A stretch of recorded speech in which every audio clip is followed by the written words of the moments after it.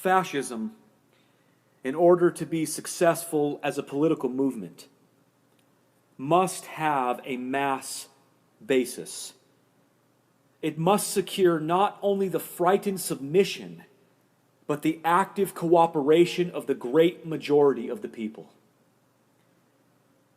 Since by its very nature it favors the few at the expense of the many, it cannot possibly demonstrate that it will so improve the situation of most people that their real interests will be served.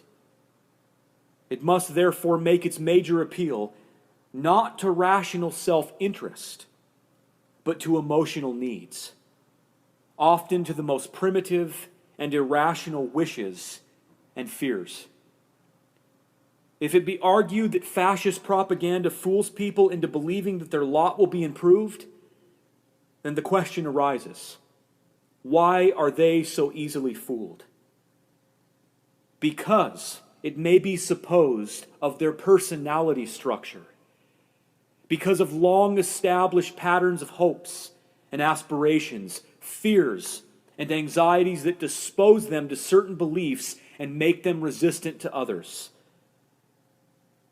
The task of fascist propaganda, in other words, is rendered easier to the degree that anti-democratic potentials already exist in the great mass of people.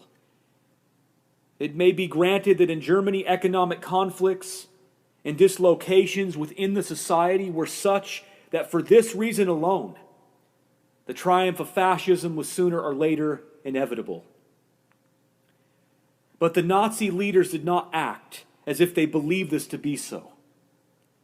Instead, they acted as if it were necessary at every moment to take into account the psychology of the people, to activate every ounce of their anti-democratic potential, to compromise with them, to stamp out the slightest spark of rebellion.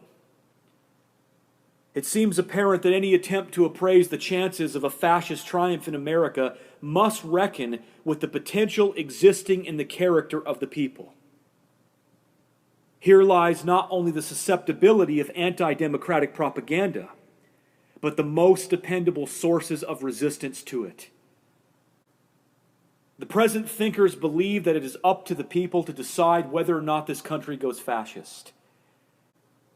It is assumed that knowledge of the nature and extent of anti-democratic potentials will indicate programs for democratic action. These programs should not be limited to devices for manipulating people in such a way that they will behave more democratically, but they should be devoted to increasing the kind of self-awareness and self-determination that makes any kind of manipulation impossible.